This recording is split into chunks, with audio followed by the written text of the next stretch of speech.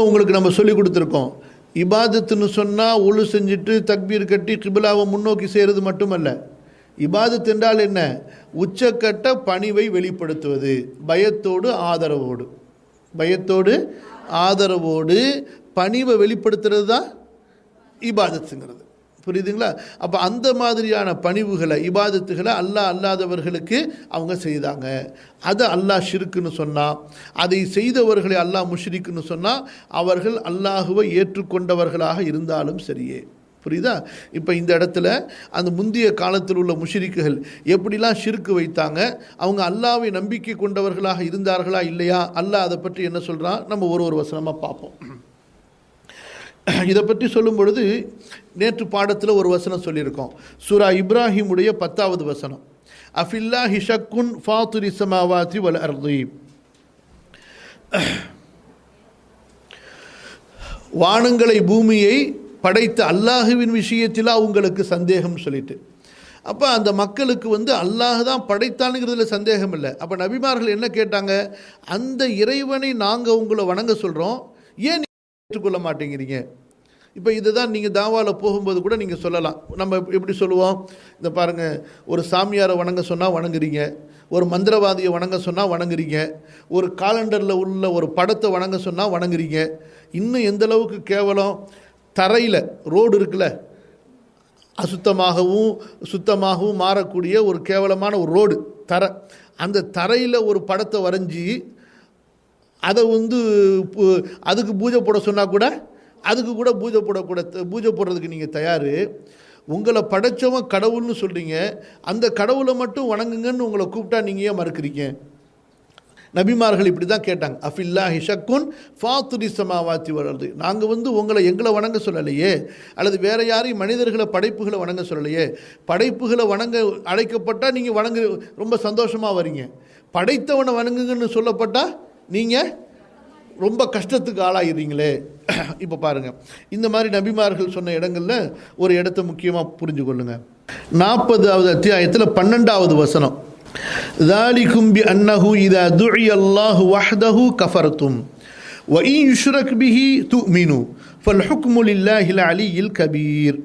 அல்லாஹ் சொல்கிறான், இந்த பாருங்கள், அல்லாஹ் ஒருவன் மட்டும் அழைக்கப்பட்டால், அதாவது அல்லாஹ் ஒருவனை மட்டும் வணங்குங்கள் என்று உங்களை அழைக்கப்பட்டால், அல்லாஹ் ஒருவன் மட்டுமே வணக்கத்திற்குரியவன் என்பதாக உங்களுக்கு சொல்லப்பட்டால் கஃபர்த்தும், நீங்கள் மறுத்து விடுகிறீர்கள். வஇன் யுஷ்ரக் பிஹி, அவனுக்கு இணை வைக்கப்பட்டால், அல்லாஹ் ஒருத்தன் தான், கடவுள் ஒருத்தன் தான், இதெல்லாம் நமக்கு கடவுளிடத்தில் சிபாரிசு பண்ணும், இதெல்லாம் வணங்கினா இதை வணங்கினா இன்னும் நன்மை கிடைக்கும். இப்போ இந்துக்கள் சொல்கிறாங்கல்ல, முருகனை வணங்கினா அது கிடைக்கும், புள்ளியாரை வணங்கினா அது கிடைக்கும், சரஸ்வதி வணங்கினா அது கிடைக்கும், காளியை வணங்கினா இது கிடைக்கும். இப்படி கெட்டதுலேருந்து பாதுகாக்கிறதுக்கு ஒரு கடவுள், காசு கொடுக்கறதுக்கு ஒரு கடவுள், படிப்பு கொடுக்கறதுக்கு ஒரு கடவுள், இப்படி லொட்டு லொசுக்கு வரிசையாக இப்படி ஷிர்க்கு செய்யப்பட்டால் துக்மினு, நீங்கள் ஈமான் கொள்றீங்க, அதை ஏற்றுக்கொள்கிறீங்க. புரியுதா? இன்றைக்கு முஷ்ரிக்களுடைய நிலைமை என்ன? ஏற்கனவே நம்ம பாடத்தில் சொல்லியிருக்கிறோம். பள்ளிவாசலுக்கு வாங்க, கோயிலுக்கு போங்கன்னு சொன்னால் பிரச்சனையே கிடையாது. எப்படி இன்றைக்கு தர்கா வணங்கக்கூடிய முஸ்லீம்களுக்கு பள்ளிவாசலுக்கு வந்துக்க, தர்காவுக்கும் போய்ங்கன்னா பிரச்சனையே கிடையாது. நீனும் நானும் ஒன்று தான், சுன்னத் வல் ஜமாத்துன்றான். தர்காவுக்கு போகாத, பள்ளிவாசலுக்கு மட்டும் வானா நீ வஹாபின்றான். எப்படி? பள்ளிவாசலுக்கு மட்டும் வா, தர்காவுக்கு போகாதன்னு சொன்னால் நீ வஹாபின்னு நம்மளை பார்த்து சொல்லிடுவான். பள்ளிவாசலுக்கும் வந்துக்க, தர்காவுக்கும் போய்க்க, எந்த தர்காவுக்கு வேணாலும் போய்க்க, மக்கா மதினா போகிற மாதிரி நீனு அஜ்மீர் போய்க்க, அப்புறம் அப்துல் காதர்கிட்ட போய்க்க, ஷாவுல் அமீத்கிட்ட போய்க்க, இன்னும் எத்தனை டஜன் பேரை சொன்னாலும் இன்னும் ஒரு 4 பேர் சேர்த்து சொல்ல மாட்டீங்களான்னு கேட்பான். புரியுதா? அதான் யார்கிட்டையும் பிரச்சனை இருந்துச்சு, முந்தைய முஷ்ரிக்குகளிடத்துலேயும் அல்லாஹ் இதான் சொல்கிறான். பார்த்தீங்களா? 12வது அத்தியாயம். ذَلِكَ بِأَنَّهُ إِذَا دُعِيَ اللَّهُ وَحْدَهُ, அல்லாஹ் ஒருவன் மட்டும்தான் வணக்கத்திற்குரியவன் என்று அழைக்கப்பட்டால் கஃபர்த்தும், நீங்கள் நிராகரிச்சிருங்க. வஇன் யுஷ்ரக் பிஹி, அவனுக்கு இணை வைக்கப்பட்டால், இவனை வணங்கிக்க, அவனையும் வணங்கி, அதையும் சேர்த்துக்க, இதையும் சேர்த்துக்கன்னு லொட்டு லொசுக்க கொண்டு வந்து நிறுத்தினா, அது குரங்காக இருந்தாலும் சரி, மனுஷனாக இருந்தாலும், எதையாக இருந்தாலும் சரி, துக்மினு, நீங்கள் நம்பிக்கை கொள்றீங்க. அல்லாஹ் பாதுகாக்கணும். அதே போல் பாருங்கள், சூரா ஜுமர் 39வது அத்தியாயம், இதுக்கு முன்னாடி உள்ள அத்தியாயத்தில் 45வது வசனம். நல்லா கவனிங்கம்மா. சூரா அஸ்ஸுமர் 39ல் 45வது வசனம். وَإِذَا ذُكِرَ اللَّهُ وَحْدَهُ اشْمَأَزَّتْ قُلُوبُ الَّذِينَ لَا يُؤْمِنُونَ بِالْآخِرَةِ وَإِذَا ذُكِرَ الَّذِينَ مِن دُونِهِ إِذَا هُمْ يَسْتَبْشِرُونَ. அல்லாஹ் ஒருவன் தான் வணக்கத்திற்குரியவன், அல்லாஹுவை தான் வணங்கணும் என்று அல்லாஹுவை பற்றி பேசப்பட்டா மறுமையை நம்பிக்கை கொள்ளாதவர்களுடைய உள்ளம் அப்படியே சுருங்கி போயிடுது, அப்படியே வெறுப்புக்கு ஆளாயிடுது, அப்படியே சொல்கிறவங்களை அப்படியே கடித்து தின்னுடலாமான்னு பார்க்குறானோ. ஆனால் மற்றவர்களை பற்றி பேசப்பட்டால் ரொம்ப சந்தோஷமாக இருப்பாங்க. அல்லாஹ் அல்லாதவர்களை பற்றி பேசப்பட்டால் அவங்களுக்கு ரொம்ப சந்தோஷமாக இருக்கும். இங்கே பாருங்கள், இது அந்த காலத்தில் வாழ்ந்த முஷ்ரிக்குகளை பற்றி அல்லாஹ் சொன்னான். அந்த முஷ்ரிக்குகளும் அல்லாஹ்வை நம்பிக்கை கொண்டிருந்தாங்க. அல்லாஹுதான்னு அல்லாஹ்வை பற்றியே பேசினா அவங்களுக்கு கோபம் வந்துடுமா, ஏற்றுக்கிட்டு இருந்தாங்க. ஆனால் அந்த அல்லாஹ்வுடைய வல்லமைகளை பற்றி சிறப்புகளை பற்றி பேசி அல்லாஹ்வை வணங்குங்கன்னு சொன்னால் கோபம் வந்துடும். இதே நிலைமை தான் சகோதரிகளே இந்த தர்கா வணங்கிகள்கிட்டையும் இருக்கும். இன்றைக்கும் இந்த தர்கா வணங்கிகளுக்கு முன்னாடி போய் நின்று கொண்டு நீங்கள் அல்லாஹ்வுடைய வல்லமையை பேசுங்களேன், ரப்புடைய சிறப்புகளை பற்றி, ரப்புடைய உயர்வை பற்றி, இபாதத்தை பற்றி பேசுங்களேன், முறைச்சிக்கிட்டே இருப்பான். என்னமோ அப்பனை கொண்டவன் முன்னாடி வந்திருக்க மாதிரி அப்படியே முறைச்சிக்கிட்டே இருப்பான். அதுக்கு மேலே போணுச்சுன்னா அப்படியே தூங்க ஆரம்பிச்சிடுவான். அதுக்கு மேலே போனால் எந்திரிக்க ஆரம்பிச்சிடுவான். வேறு ஏதாவது டாபிக் இல்லையான்னு கேட்பான். இதே இவர்களுக்கு முன்னாடி ஷேக் அப்துல் காதர் ஜீலானி மஹபூபே ரஹ்மானி மாஷூகே சமதானி கியா கே ஹே மாலூம் ஹே அப்படின்னு சொல்லுங்களேன், ஆஹா ஊஹூ அப்படியே துடிக்க ஆரம்பிப்பான் பாருங்களேன். நீங்கள் பயான் செஞ்சுட்டு வந்தோடனே அப்படியே காலில் விழுந்துருவான். அவ்வளோதான் ஹஸ்ரத் அப்படின்னு சொல்லி முடிஞ்சு போச்சு. பாருங்கள் ஷிர்க்கு எப்படி ஒத்து போகுதுன்னு உங்களுக்கு உதாரணம் சொல்கிறேன். ஷிர்க்கு எங்கே இருந்தாலும் எல்லாமே ஒரே ஜாதி. ஷிர்க்கு எங்கே இருந்தாலும் எல்லாமே ஒரே ஜாதி தான். அங்கே அவன் சிலைகளை பற்றி, அவன் வணங்கக்கூடிய குட்டி தெய்வங்களை பற்றி பிரஸ்தாபித்து சொல்லப்பட்டால் ரொம்ப சந்தோஷமாக தலையாட்டி கேட்குறான். அல்லாஹ்வை பற்றி சொன்னால் அப்படியே பேசாமல் இருந்துட்டு போயிடுறான்.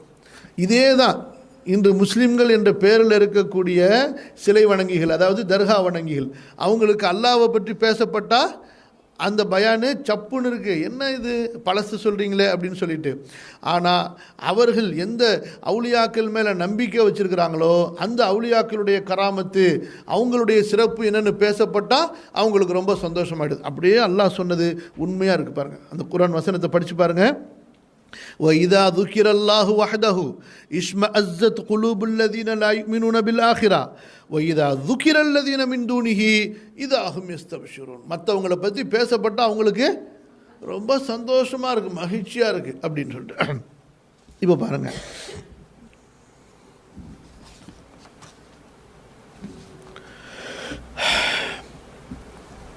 اللهم صل على نبينا محمد. சூரா லுக்மான் 25வது வசனம். சூரா லுக்மான் 31வது அத்தியாயத்தில் 25வது வசனம். லுக்மானில் 25வது வசனம். وَلَئِنْ سَأَلْتَهُمْ مَنْ خَلَقَ السَّمَاوَاتِ وَالْأَرْضَ لَيَقُولُنَّ اللَّهُ. இருக்கா இல்லையா? وَلَئِنْ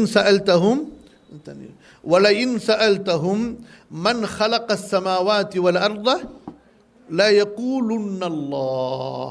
அந்த முஷ்ரிக்குகளிடத்தில் நபியே நீங்கள் கேளுங்க. யார்? மக்கால வாழ்ந்த முஷ்ரிக்குகள். யார் இடத்துல அல்லாஹ்வுடைய தூதர் ஸல்லல்லாஹு அலைஹி வஸல்லம் இவங்கள்ட்ட ஜிஹாது செய்யுங்கன்னு அல்லாஹ் சொன்னானோ, யார் காபத்துல்லாவை சுற்றி இருந்தார்களோ, புரியுதுங்களா, அந்த அவர்கள் முஷ்ரிக்குகள், காஃபிர்கள்னு அல்லாஹ் சொன்னான். அடுத்து நம்ம படிப்போம். அப்போ அவங்கள்ட்ட நபியே நீங்கள் ஒரு கேள்வி கேளுங்க. என்ன கேள்வி? மன் ஹலக ஸமாவாத்தி வல் அர்த. இந்த கேள்வியை கேட்டால் அதுக்கு அவங்க சொல்லக்கூடிய பதில் என்ன? கண்டிப்பாக ல யக்கூலுன்ன. அல்லாஹ் சொல்கிறான், சொல்வார்கள்னு மட்டும் சொல்லலை, கண்டிப்பாக நிச்சயமாக சொல்வார்கள். என்ன பதில? அல்லாஹ் என்று. புரியுதா? அப்போ அதே போல் அடுத்து பாருங்கள், சூரா அல் முஃமினூன். சரியா? சூரா அல் முஃமினூன் அதில் 84 85வது வசனம். 23வது அத்தியாயத்தில் 84 85. சீக்கிரம் வாங்க. அந்த வசனத்தில் பாருங்க, குல் லிமனில் அர்து வமன் ஃபீஹா இன் குன்தும் தஅலமூன். குல் லிமனில் அர்து வமன் ஃபீஹா இன் குன்தும் தஅலமூன். சயக்கூலூன லில்லாஹ் அஃபலா ததக்கரூன் குல் லிமனில் அர்து வமன் ஃபீஹா இன் குன்தும் தஅலமூன் சயக்கூலூன லில்லாஹி அஃபலா ததக்கரூன். அர்த்தம் படிங்க. இங்கே பாருங்க, எவ்வளோ அழகான தெளிவான அல்லாஹ்வுடைய கேள்வி பாருங்கள். நபிகிட்ட சொல்கிற, நபியை அந்த மக்களை பார்த்து நீங்கள் கேளுங்க, இந்த பூமியும் இந்த பூமியில் உள்ளவர்களும் யாருக்கு சொந்தமானவர்கள் அப்படின்னா என்ன அர்த்தம்? படைச்சது, அவங்களுக்கு உணவளிக்கிறது, அவர்களுடைய வாழ்வு மரணம், அவங்களுடைய செல்வம், இது எல்லாமே யாருக்கு சொந்தமானதுன்னு நீங்கள் கேளுங்க. அப்போ அந்த மக்கள்கிட்ட நபி கேட்குறாங்க. அப்போ கேட்கும்போது அந்த மக்கள் பதில் என்ன சொல்கிறாங்க? அல்லாஹ்வுக்கு சொந்தமானதுங்க, நாங்கள் அல்லாஹ்வுக்கு தான், நாங்கள் கடவுளுக்கு தான். நம்ம தமிழ் மக்கள் அல்லாஹ் கடவுளுக்குன்னு சொல்லுவாங்க, அரபுகள் என்ன சொல்லிட்டு இருந்தாங்க? அல்லாஹ்வுக்குன்னு சொல்லிட்டு இருந்தாங்க. புரியுதுங்களா? அப்போ கரெக்டாக சொன்னாங்க. அப்போ அல்லாஹ் கேட்டால், நபியை நீங்கள் கேளுங்க, நீங்கள் இப்படி பதில் சொல்கிறீங்களே, அஃபலா ததக்கரூன், இதை வைத்து நீங்கள் புரிய மாட்டீர்களா? அப்போ அந்த கடவுளுக்குத்தான் நீங்கள் வழிபாடுகள் செய்ய வேண்டும் என்று, அந்த கடவுளுக்குத்தான் நீங்கள் உங்களுடைய வணக்க வழிபாடுகளை பரிசுத்தமாக்க வேண்டும் என்று நீங்கள் உணர்வு பெற மாட்டீர்களா?